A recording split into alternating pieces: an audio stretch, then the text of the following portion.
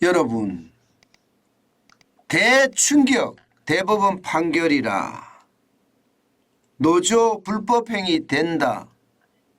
이 말이 사실일까요? 여러분, 이 말이 사실일 가능성 굉장히 높아지고 있습니다. 대법원에서 지금 현대차 사내하도급 노조 상대 손해배상 청구 소송을 심의했거든요. 그 심의 결과 말입니다. 쉽게 말하면 파기환송해서 부산지법으로 다시 내려보냈습니다. 이 내용의 핵심은요, 현대차 사내하도급 노조 조합은 4명, 뭐 4명이 더 되겠죠. 실제로는 파업을 한 사람들이 더 많겠죠. 그 중에서 실제 손해배상을 청구할 수 있는 사람이 4명인데 그 4명에게 20억 원의 공동 지급 금액을 여러분 현대차에서 제기를 한 거예요. 그런데 1심, 2심에서는 이게 다 인용이 됐습니다. 쉽게 말하면 손해배상을 해야 된다 이렇게 판결이 났어요. 그런데 대법원에서는요, 이게 말입니다. 파기환송이 됐습니다. 원심을 깨버렸습니다. 그리고 부산고법으로 돌려보냈습니다. 이것을 두고 말입니다. 재계는 난리가 났습니다. 왜 난리가 났느냐? 이 자체가 보니까 말입니다. 기본적으로 노란봉투법과 너무너무 닮았거든요. 노란봉투법이라는 게 여러분도 알다시피 파업으로 인한 손해 발생을 할 때는 사측에 어떤 무분별한 배상 청구를 제한하는 법이기는 한데 쉽게 말하면 불법 파업에 대한 손해배상을 안 한다는 게 핵심입니다. 그런데 지금 이 판결이 말입니다. 이 판결 자체가 결국 말입니다. 불법 파업에 대한 손해배상 청구 소송을 이게 기각시킨 거예요. 파기환송시킨 거예요. 그러니 노동계는 뭐 환호성을 지르고 경영계는 그야말로 난리가 난 거죠. 이것은 어떻게 생각하면요. 더불어민주당 야당이 노란봉투법을 추진하고 있는 상황에서 대법원의 어떤 판결이 나온 거라서 놀라운 일이라고 이야기합니다. 아니, 이 내용의 핵심은 그거예요. 개별 조합원과 노조에게 동일한 책임을 부담시키는 것은 위법이라는 겁니다. 다시 말해서 불법 쟁유행위를 주도한 노동조합하고는 달리 말입니다. 참여한 조합원 개인에 대해서는요, 참작할 사정이 있다 이렇게 판단한 겁니다. 그 참작할 사정이라는 것은요, 급박한 쟁의행위 상황에서 조합원에게 쟁의행위에 대한 정당성 여부를 일일이 판단할 것을 요구하는 것은 쉽게 말하면 근로자의 단결권을 약화시킬 우려가 있다 이렇게 판결한 거예요. 아니 그러면 여러분, 이게 여러분 진짜 눈 가리고 아웅이라는 게, 노조는 불법 파업을 하면 그것은 불법이에요. 그런데 그 노조에 소속되어 있는 노조원은 불법 파업을 하면 불법 파업이 안 되고 불법 행위가 안 되는 겁니까? 지금 이 파업은 그 이야기예요. 불법 파업한 노조는 불법인데 그 조합원은 불법이 아니래요. 세상에나. 이 이야기를 들으면 지나가는 초등학생도 웃을 일입니다. 아니 대법원의 판결이 노조는 불법이고 그 노조를 구성하는 조합원은 불법이 아니다. 세상에 이런 판결이 어디 있습니까? 저는 이게 진짜 말도 안 되는 판결이라고 생각을 해요. 실제 말입니다, 여러분. 민법 760조에 보면요. 공동으로 불법 행위로 인해서 타인에게 손해를 가한 때에는요. 연대하여입니다. 연대하여 그 손해를 배상할 책임이 있다. 민법 760조는 이렇게 규정하고 있습니다. 그런데 쉽게 말하면 노조는 불법이고 노조원은 불법이 아니다. 완전히 반하잖아요. 저는 이것을 보면서 어떻게 생각하면 말입니다. 불법 행위에 대해서 노조원에게는 예외를 인정해 달라 이렇게 느껴져요. 여러분 이게 가능한 일입니까? 가당키나 한 일이에요. 아니 아무리 말입니다. 이 정환진이 머릿속에서 생각을 해봐도 도저히 합리적이거나 논리적이지 않아요. 이것은 어떻게 생각하면 억지 판단처럼 보입니다. 저는 이것을 보면서 앞으로 우리 산업계에 올 파장 진짜 심각한 그런 상황이 올 거라고 예상합니다. 여러분 지금까지 말입니다. 이제 판례가 만들어졌으니까 이게 사실상 법으로 될 수도 있거든요. 물론 법제화는 시키지 않았지만 판례라는 것은 대부분의 판례가 그렇게 있었다는 것은 앞으로 자주 인용될 수 있다는 거예요. 자주 인용될 수 있다. 예를 들어서 말입니다. 이제 생산시설을 점거하거나 업무시설을 점거해서 이 노조와 그다음에 조합원에게 손해배상을 동시에 청구하는 것, 이거 이제 안 된다는 이야기인가요? 물론 판사마다 또 달라진다는 이야기가 되는 건데 당장 말입니다. 하나오션 2022년 6월에서 7월까지 이때도 마찬가지 생산시설을 점거해서 파업을 했잖아요. 480억 원을 지금 청구하고 있습니다. 현대제철 2021년 8월부터 9월까지 246억 원을 청구하고 있습니다. 아마 소송을 지금 계속하겠죠. 금호타이어도 마찬가지입니다. 2019년 1월에 5억 원 하고 있고요. 마찬가지 기아도 2018년 8월에서 9월까지 10억 원의 손해배상 청구를 하고 있습니다. 그런데 이것들 다 어떻게 될까요? 아마 지금 대법원 판결대로라면요. 노조원 개인의 손해배상 책임 범위를 대폭 제한한다는 이 내용이잖아요. 그러면 이것도 다 이제 파기환송해서 원심을 깨고 다시 말입니다. 고법으로 내려보내야 되는 그런 사안이 되지 않을까 이런 생각을 합니다. 완전히 노조법 개정안 노란봉투법이 노란봉투법.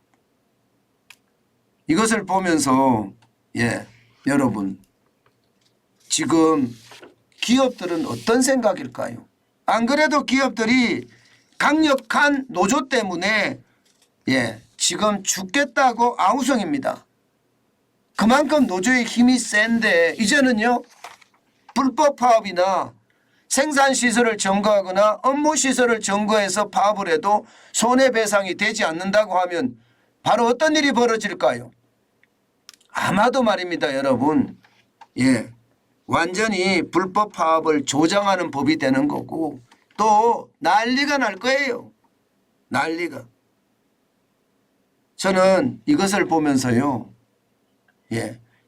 외국의 사례는 어떨까? 저는 진짜 궁금했습니다.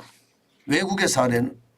아니 외국의 사례도 그러면 노조원 불법 행위를 한 노조원에게 이게 배상을 안 하게 하나요? 예외 조항이 있나요?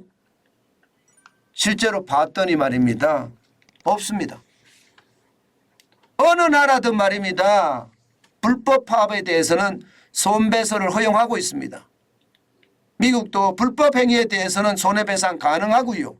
일본도 정당성이 없는 쟁행위에 손해배상 가능합니다. 독일도 마찬가지입니다.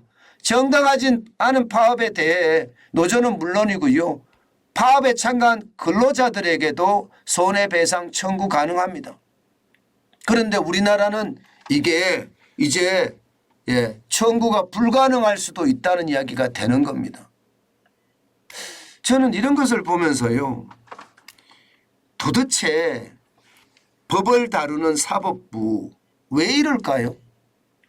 이게 법을 다루는 사법부 그야말로 엄정한 중립을 지켜야 되는 곳이에요. 다른 어느 곳보다 말입니다. 이게 인간이 인간을 판단하는 곳이잖아요. 그렇기 때문에 엄정한 중립이 돼야 됩니다. 그런데 이 사법부가 지금 무너졌다 이런 생각밖에 저는 들지 않습니다. 김명수 대법원장 6년 동안 지금 이런 말도 안 되는 판결들이 연이어서 이어지는 거죠.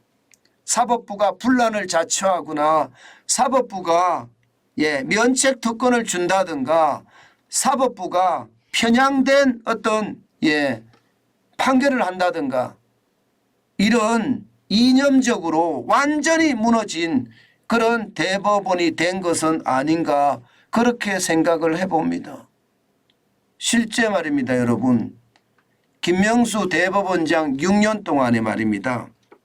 지금 보시는 것처럼 2018년 10월에 일본 강제징용 피해자 손해배상 청구 소송 이거 원고 성습 판결을 내서 어떤 일이 벌어졌습니까? 한일 관계가 악화가 되고 일본 정부와 우리 정부가 그야말로 치고받고 싸우고 당시에 조국이라는 사람은 죽창 들고 싸우자는 그런 이야기까지 부러지들 정도로 지금 나라의 대혼란을 가지고 온 것도 사실이에요. 어디 그뿐입니까? 2020년 7월에 이재명 대표의 공직선거법 위반 이것도 마찬가지 무죄 취지로 파기환송을 했습니다. 여기에 대해서는 권순일 대법관과 화천대유 대주주 김만배 씨가 재판 거래를 했다는 의혹까지 나오고 있는 상태고요. 2020년 9월에는요. 정교조 법외노조 처분을 취소소송 상고심에서 무죄 취지로 파기환송했습니다. 다시 말해서 정교조가 합법화 가능성을 열어둔 이야기죠. 이처럼 말입니다. 이념적으로 편향성을 너무나 많이 보였고요. 게다가 재판 지연은 또 얼마나 심각합니까? 지금 재판 지연이 심각해서요.